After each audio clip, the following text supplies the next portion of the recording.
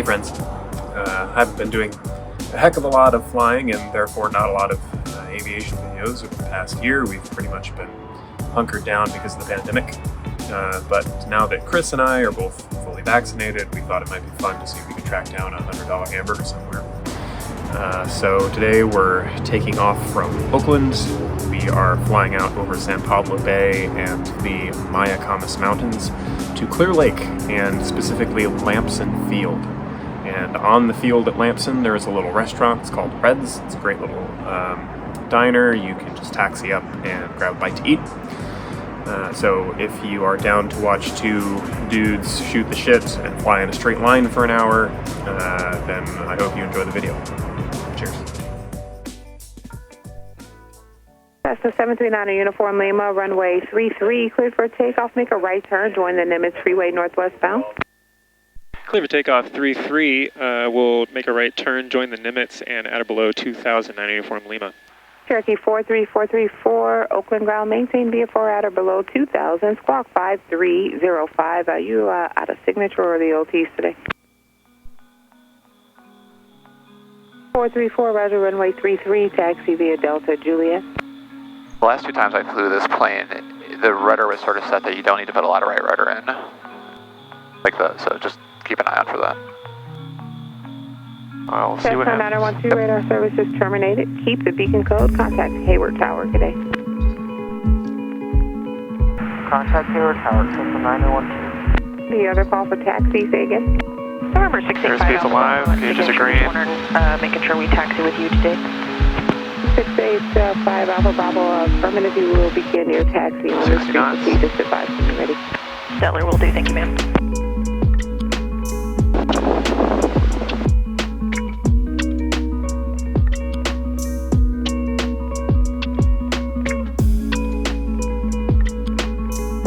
I think I'm tracking pretty straight, but it's a little bit of a correction. Yeah, no, my experience was on the climb out, you just really don't need much rudder, but in cruise I actually needed a little bit of left rudder. Which to me means like the fin that they adjust isn't quite right.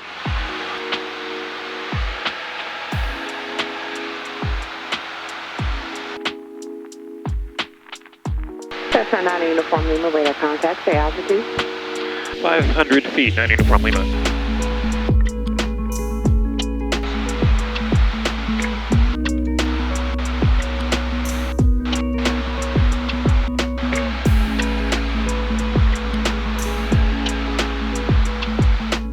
I don't know if it's you or me, but What was that? nothing, we can post it later. The squelch.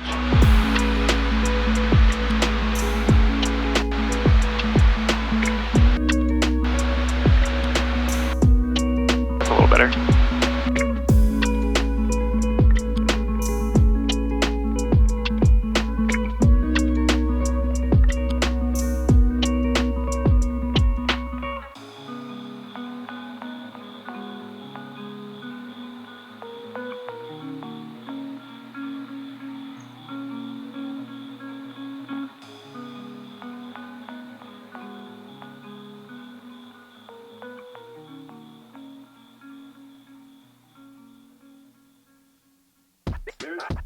Another beautiful day in Oakland. Yep.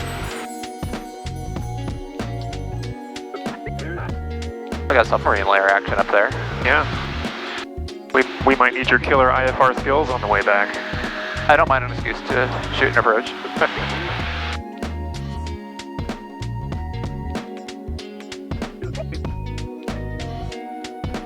I was certain the other advantage of it was on days when all the VFR pilots... Cessna 9 Uniform Lima, contact NorCal 120.9er, good day.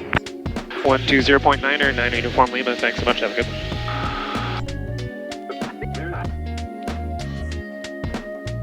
NorCal, Skyhawk 739er, Uniform Lima, 1,500. Skyhawk 739 Uniform Lima, NorCal approach hill. You can resume on navigation north of the Bay Bridge Toll Plaza. What's your requested altitude today?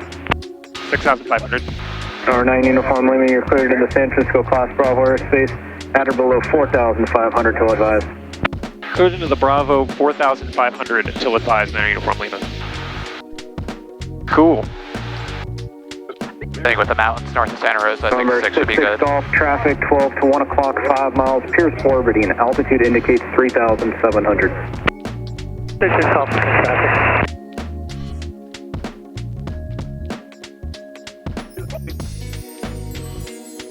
66 Golf, traffic inside. 66 Golf, Roger, thank you.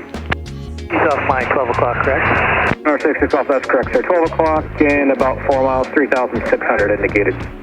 66 Golf, inside.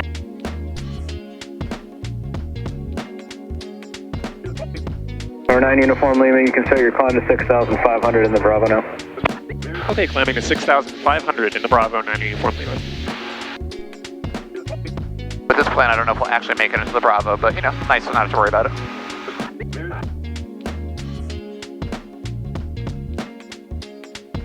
I went to Ukiah once, you know, and was climbing to a similar altitude, and they cleared me into the Bravo, and I'm like, we'll see, and I just barely nicked it. I'm like, all right, that was useful. Yeah, I think the 3,500 floor is like the Berkeley Marina, so. Yeah.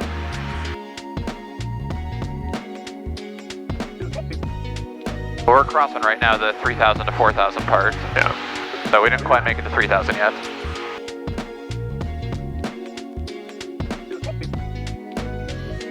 If we can get to 4,000 feet by Point Richmond, Then it would have been worth it. then I'll care. I mean, it's one less thing that you don't have to worry about. That's true. That is actually a nice thing about IFR flying, is that you don't have to worry about airspace at all. I mean, the whole point of you know, Bravo, Charlie, and all that stuff is just, you know, so air traffic control can separate, you know, IFR traffic. Yeah. But if you're IFR, you don't have to worry about that.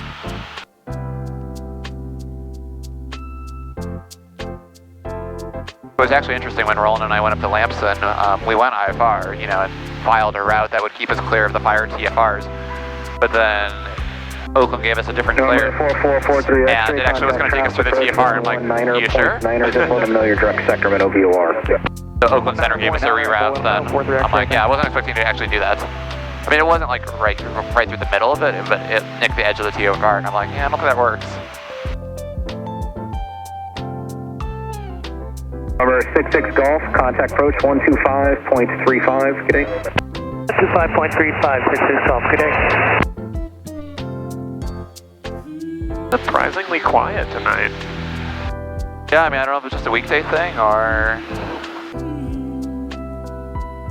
But nice day out. Yeah. What are we looking at? 65 degrees outside right now, so...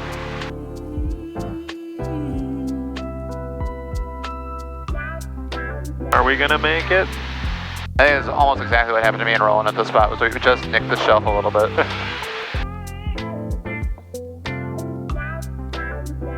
Yep, there we go. Hey, welcome to Bravo Airspace. We did it, everybody. Mission accomplished. All right. How many seconds are we gonna be in it?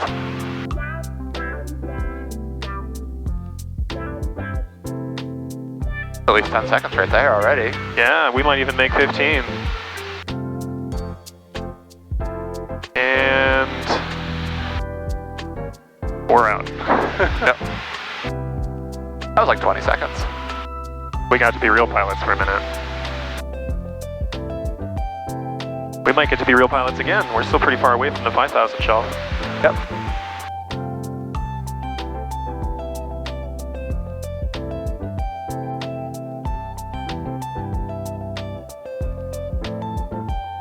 I had one flight with a couple of friends where we went down to Watsonville to eat, but the route that I took was, you know, going there, I just did the East Bay side, but then coming back I took the coast, because that way it made it really easy to be out over the water and then give them a really nice coastal view. They were both on the right side. Yeah. But, you know, going up, you know, as we were approaching the SFO Bravo, NorCal was like, you want a Bravo clearance at 3,500? I'm like, if you can do that, sure. So I was like, you read my mind. I was going to actually ask, you know, it's like, if you couldn't do it, it's not a hard descent, but if you could, it'd save me time. NorCal, good afternoon, November 660 Papa 16000. Number 660 Papa, NorCal approach, hello, descend to maintain 12,000, 12,000, Oakland altimeter 29901. 2991 down to 12060 Papa. Oh, here we go. Start your timer. Basically.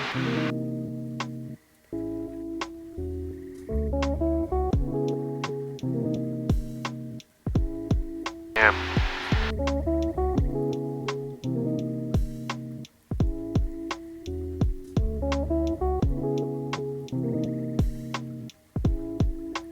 North Cal, departure Qatari 67 Lima Heavy, passing 1,200 feet on the Santana to departure. Qatari 67 Lima Heavy, NorCal departure, radar contact, climb and maintain 10,000, 10,000. Climb and maintain 10,000 feet, Qatari 67 Lima Heavy. Got an entire 30 seconds on the dot.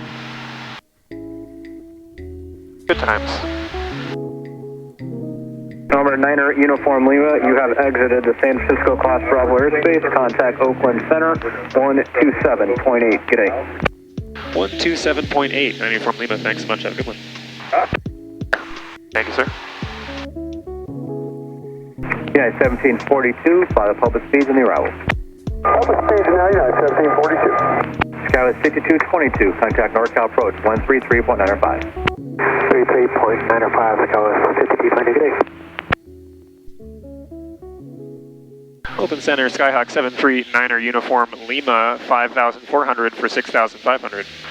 There's 739 Uniform Lima, Oakland, Santa Rosa, altimeter 2987. 2987, Uniform Lima.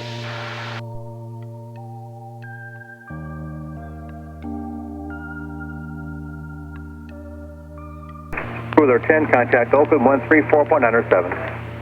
134.97, Spooler 10. Center Skyhawk 6407, information Charlie Hayward. We're going to level off at 3005. I was offline, say again. Oakland Center Skyhawk 64087 has information Charlie at Hayward. 64087, thank you. Yellowstone 5, we have the Santa Rosa side. Yellowstone 5, clear visual approach Santa Rosa, contact tower.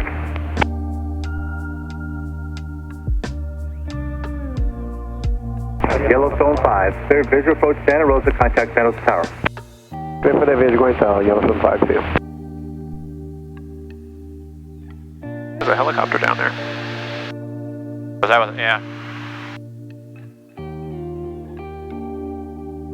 A little bit of a change in the wind direction there. Yep, it looked like that from the winds aloft there would be. Sort of felt the bumps as we went through it. So before leveling off, our ground speed right now is 107. I'll be interested to see what it is when we actually level off. Winds aloft was saying we'd have a tailwind going there, so. Well, we're about to find out. Yep.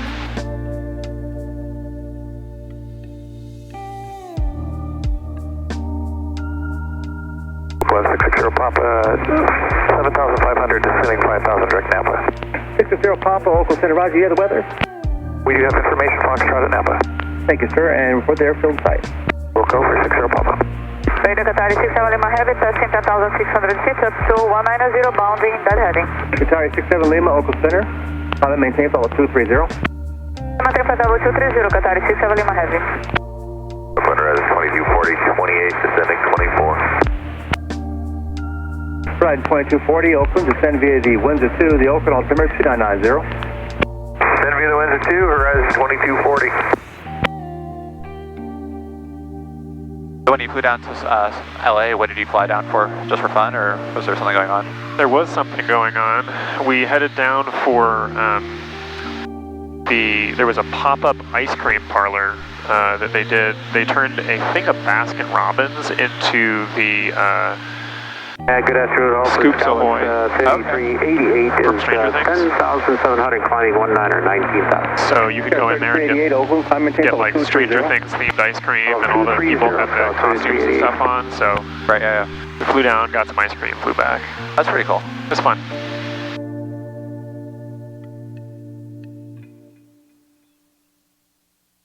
Do you like to do camping at all? Yeah, I love camping. I've never gone airplane camping, but I was going to say, if you're interested, I would love to head back to Catalina at some point, because I only got to see a small part of it. You know, and when Roland and I went, we did everything by foot, just because, I mean, you know, it was in October, so vaccines weren't a thing. But they also have, like, buses that can take you to some of the further away points that you really couldn't hike to, you know, just like in a weekend trip. yeah. But then the other thing is what we did is, I mean, you can camp on the island, you know, and pay for, like, you know, like a campsite and whatnot, but it's kind of complicated.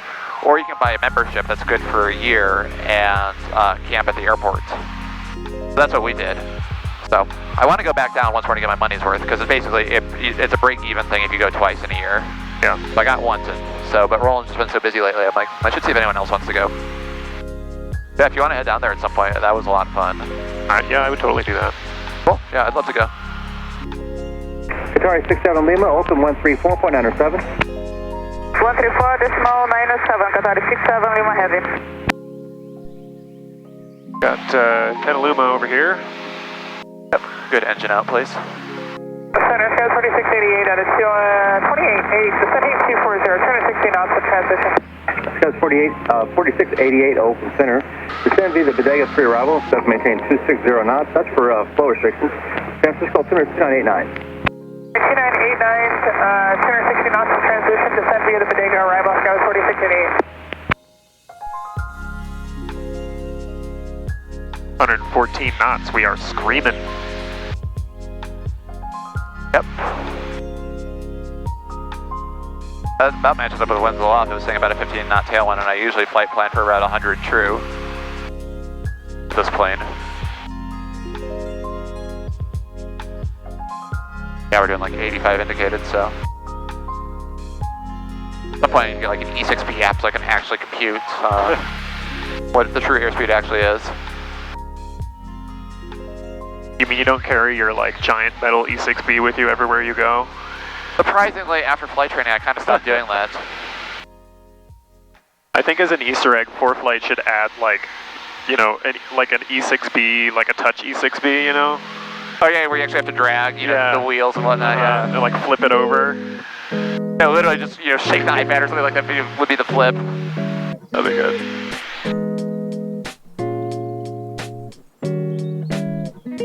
You know, in COVID times, it's like the era of everybody starting their own podcast.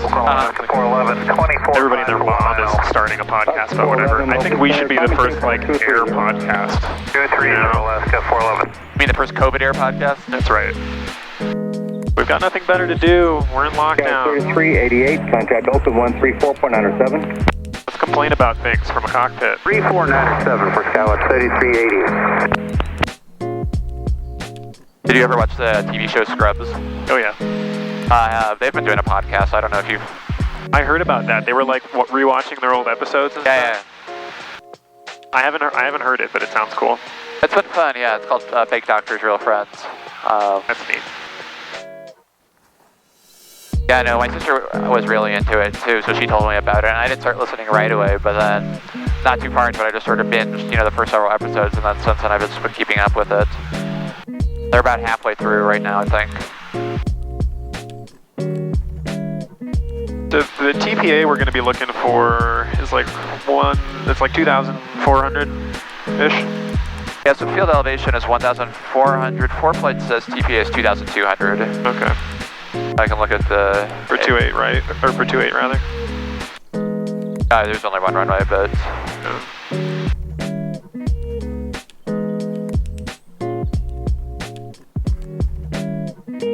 Yeah, I mean, it says in the, AFD agrees with ForeFlight, says field TPA is 2,200, 800 AGL. Okay. I mean, what you might want to do is, I mean, just because of the proximity of the mountain south of the field is, you know, not worry too much about descending, you know, right to hit it at 2,200, you know, but overfly a little bit, you know, towards the lake or whatnot. Yeah, I figure we can go out over the lake and then do like a kind of a teardrop type. Teardrop-ish into the downwind, right downwind 28. Yep. Alaska 411, contact open center 134.97. Get some footage of the lake too. 497 Alaska 411. It's a pretty lake. It is, yeah. No, I went up to Shelter Cove last summer, which was really fun. It was actually, I've been doing a lot of IFR flights. Like, I should do something VFR, and it was so weird being like, oh yeah, this is this VFR thing again. But basically, down here with us, VFR plebes. Is this some sort of VFR joke? I'm too IFR to understand. No, it just feels different. I mean, it's partly like, you know, when you're IFR, everything's very, very planned out, you know, and, you know, ADT is much more, you know, involved in terms of telling you what you need to do. Yeah. I mean, you have to obviously be proactive to being requests, but it's sort of being like, oh, I'm not actually, you know, programming in, you know, navigational things or whatnot to do it. You know, versus just chasing the coast, you know. But no, it just has a different feel to it, that's all. Actually, part of the reason I wanted to do it, and I've done some other VFR flying, it's like I don't want to totally forget how to do things when ATC's not telling me what to do. Because when you do your training, like you practice a lot of different aspects of it, but the reality is, especially in the Bay Area, you're not flying, procedures from waypoint to waypoint because they're going to vector you, to sequence you. Yeah. So, they have, there's just a lot of that going on. I mean, it may be different, if I were to fly, IFR to somewhere, less populated, but I haven't really done that yet, so. To be honest, I can barely remember the last time I flew to an untowered airport. I'm used to just people being like, here's what you do, here's where you go, here's where you land. I have to remember how to do this.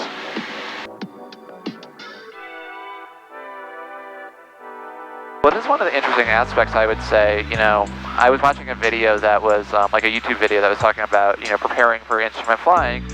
And he was, and someone had asked him, tips for that. And he said, a common one is obviously, to start studying ground stuff. I was like, well, yeah, but he was like, I would also consider that still part of your training, even if you're just doing it solo before you start officially working with, CFII.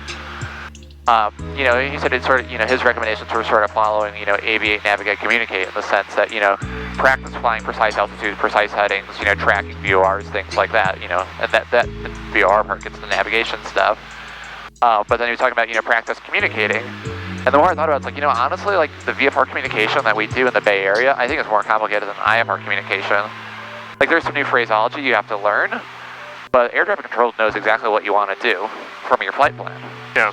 You're just saying, like, I want to pick up my IFR clearance, and that's about it. Whereas, like, when you're on the ground, you have to actually, you have to give them the identifier where we want to go. If we had an IFR flight plan, they wouldn't need that.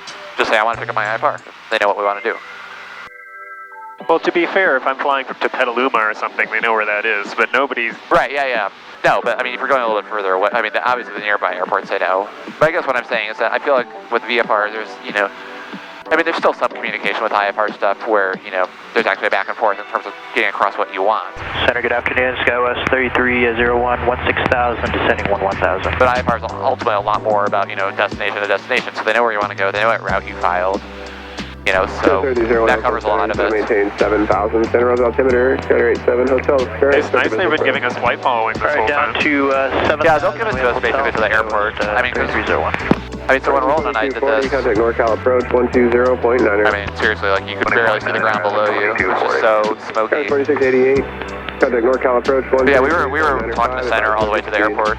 I mean, the lowest they could get us was 7,000 for IFR. 395, we'll let them know. Go there's an approach that goes in there, but it's, like I said, it's an RNAV approach.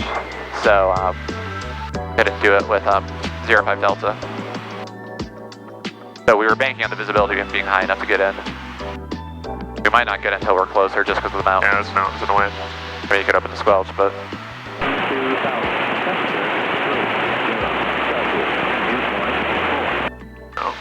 We can just wait a little bit too, we're still 18 minutes out, so. Do you know what this ENR means right there on the GPS? No. Stands for en route. So basically, when you're using GPS for navigation, there's different levels of sensitivity. That basically tells you how wide this this window is. So for VOR, it's just angular. Each dot represents 2 degrees. But with a GPS, you have different sensitivities. So for a WASP GPS, which is you get 2 mile sensitivity, but the nice thing about the 430 is if you actually go to this page, it also tells you that's what that 2 means. This means full scale is 2 nautical miles. 621, final 310, positive correction 240.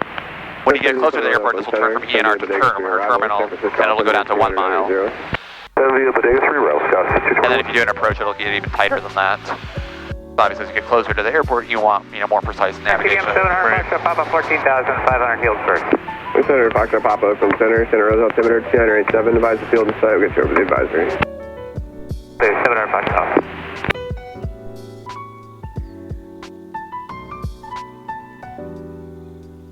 Also, one thing I did not know before I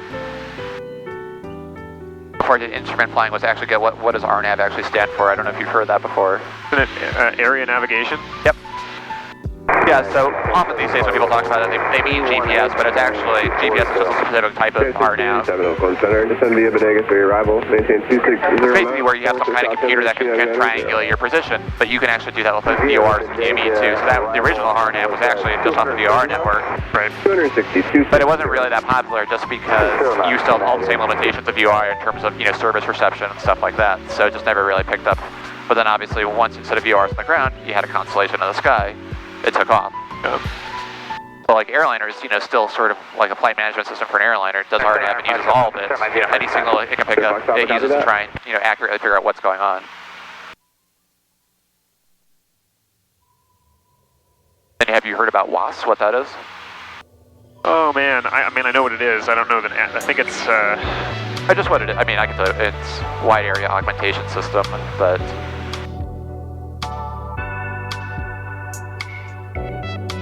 I wish the hell this plane had rudder trim. Yeah, I wish all of them did. I mean, that was actually nice with the Piper. I mean, 4 November has it, but it's indented. So it's like, well, I can either have too little or too much. That doesn't help. Yeah. Where the Pipers, you can actually just twist a knob.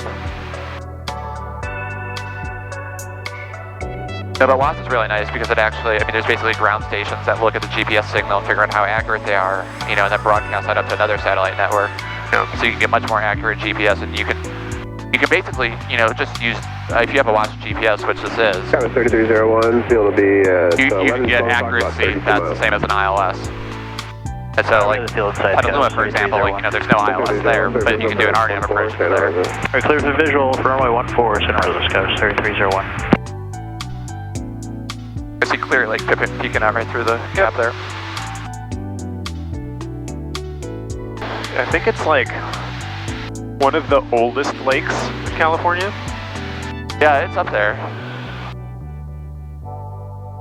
And I think it's one of the largest in terms of surface area, not volume or depth, because that's Crater Lake, but, well, actually it's Crater Lake in California. Is that Oregon? I know it's definitely one of the larger lakes by some measure. Center 158 to Oakland Center, you're here now. Descend via Bodega for your arrival. San Francisco altimeter 387. Yeah, so when I went up to Shelter Cove, I took the coast. It was actually one of the days that it was right before the fire started. It was like a super, super hot day. And I had a plane reserved today. And I think I was actually going to go to Lampson because I was going to take a folding bike with me and explore. But it was so hot that I'm like, you know what? It's Shelter Cove day. So I basically, flew up in the morning at Shelter Cove, spent the day there. It was really nice. Then flew back. It was, of course, gross and hot, but I had to get back. But when I came back, instead of doing the same route to get back, I sort of came inland, flew by, there was an airport that Eric had recommended, Elmswilts or something like that I stopped at for fuel, but then sort of came over Clear Lake and then came back this way, just to see something different since I'd done the coast going there. This aircraft, Oakland Center with advisory 101 out to 0215 from Mustang to Coaldale to the best. So for developing area of isolated thunderstorms, moving little, top flight level 390. Oh yeah, so now we've changed the turn for closer. Approach, now we got 1 mile scaling. 3395 is actually at 158. Yeah, so once we get over the mountain here, you can take kind of a little bit of a right break off, go over the lake, come back in, get lined up. I think there's like a little highway here that's kind of parallel to the runway, and just do like a downwind on that. That looks about right.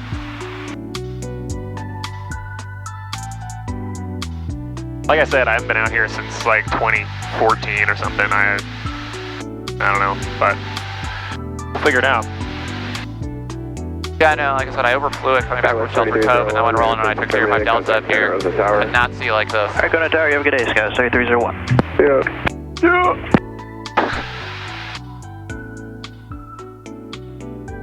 I mean, our clearance, we basically, Roland was a little bit ahead of me, so I heard him on frequency, so I heard him say he got it in sight. I mean, the plan was that if he couldn't get it in sight, he would go back to Santa Rosa, because there's an ILS that he could do there, at least.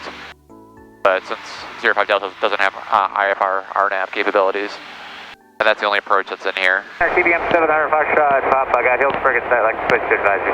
0 Fox Papa, Roger, radar service terminated, spark VFR, have a good night. Side, tech, good night. Yep. So I heard him say that he got the field insight, so I'm like, all right, it's possible. And I'm going, you know, and I got closer, and they're like, do you have the field insight? I was like, I don't see it yet, but I'll keep going. I don't see it yet. And then, of course, you know, if I have to do the approach, that's more work for them. So I said, like, I might need the approach. It's like, turn 10 degrees right, see if you can see it. That did the trick, because, you know, I could then see off I could see off the left side then. Yeah, it was not this clear. All right, let's see what we got over here. 0, 0.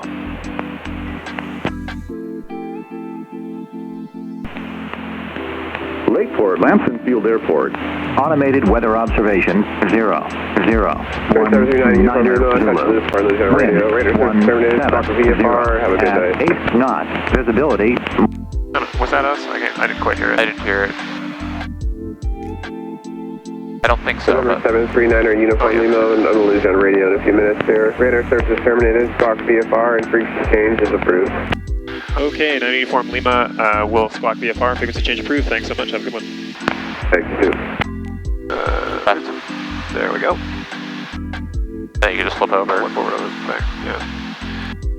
Automated weather observation 0, 0, 2, 0, Zulu.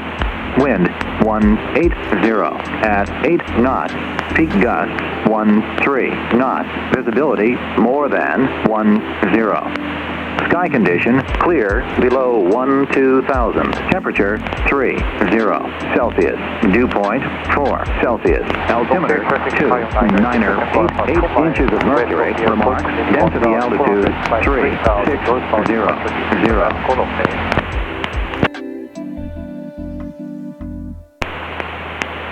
Lakeport, Lampson Field Airport. Automated weather observation 0, 0, 2, 0, Zulu. Wind 170 at 8 knots. Peak gust 13 knots. Visibility more than 10. Sky condition clear below 12,000. Temperature 30 Celsius. Dew point 4 Celsius. Altimeter.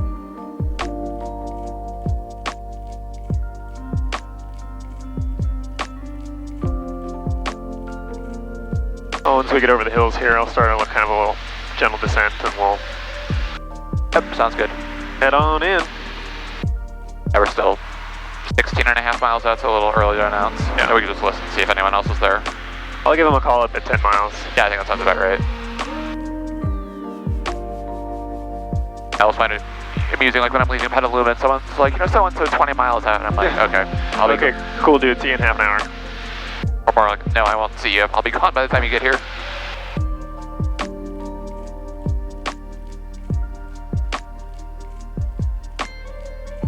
For traffic, TBM 700 Foxtrot Papa, 6 miles to the southeast, just south of the city.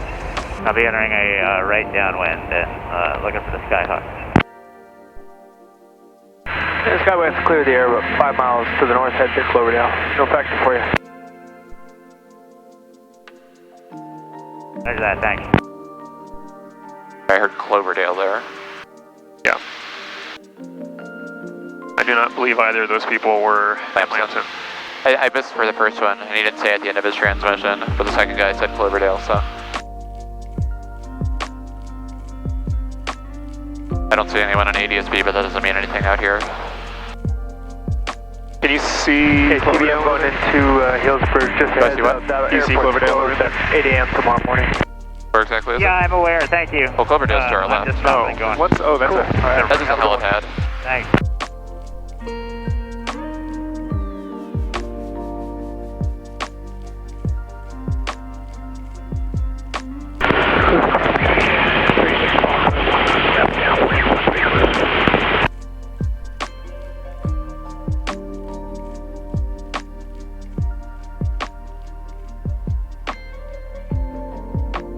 Oh man, I don't know if that's a fire line right there. You can see all these bare trees right there, and then trees start again. I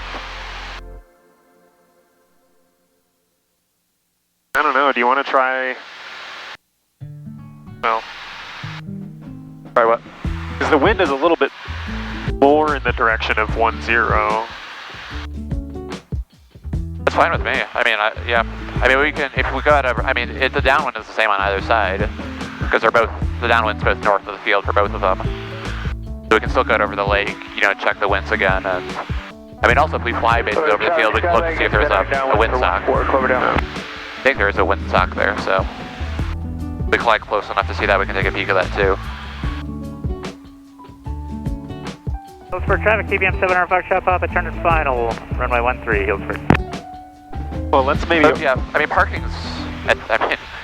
more parking favors landing on 10, so... Let's just like overfly the field at 1,000 over and yep. See what it looks like. Yeah, that sounds good. Or maybe a little over 1,000 if you want to stay out of the TPA. Yeah. I mean, that's 800 though, but AGL. Lampson traffic, Skyhawk 739er Uniform Lima, 10 miles to the south. We'll overfly the field at 3,400 and then we'll likely enter left pattern runway 10, Lampson.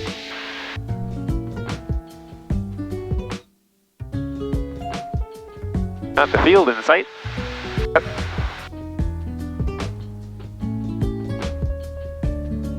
Lampson traffic, 90 Uniform Lima is 3 miles to the south of the field. We're going to overfly midfield and then likely enter for a left downwind runway 10, Lampson.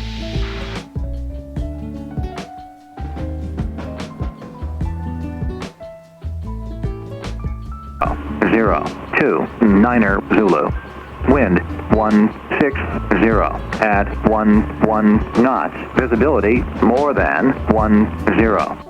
Yeah, 160, that definitely favors.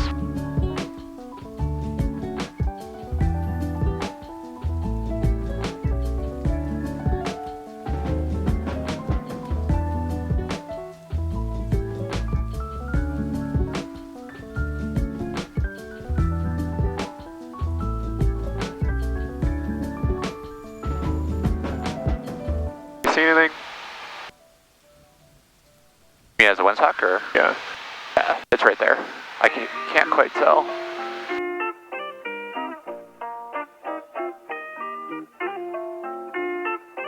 Yeah, it looks like it's favoring 10. Looks like that's right. Okay, then we'll do kind of a teardrop, come around this way. Alright, sounds good. I mean, definitely still crosswind, but you'll get some crosswind practice. Not a bad thing. Never hurts to practice. And if the landing sucks, you got something to blame it on.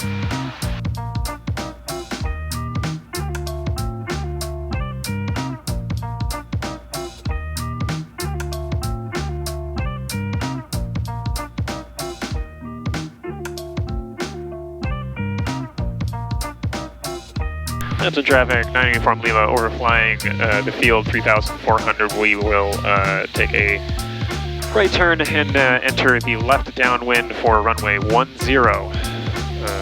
Uniform Lima. But if this brings you just a little closer to those men who are going into the hottest spots. And there's the lake. Yep, very pretty. I hope that it will help you to do a better job.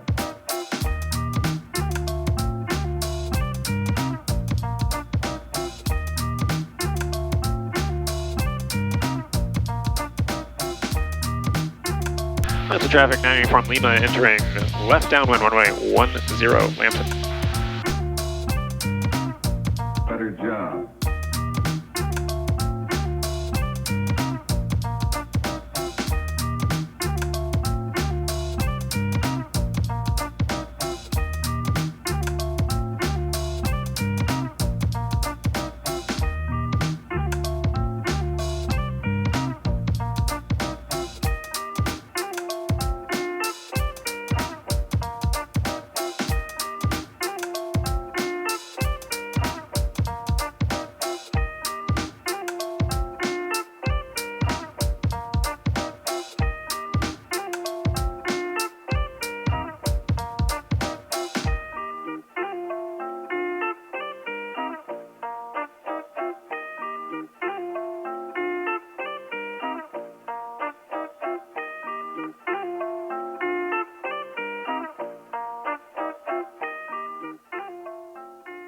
I hope that it will help you to do a better job.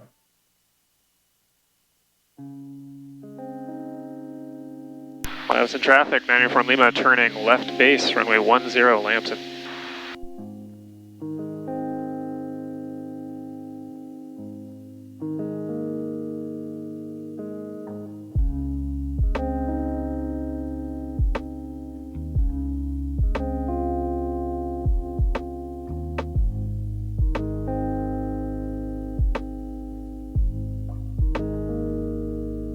Lampson traffic, 9 Uniform Lima, turning final, runway 10, Lampson.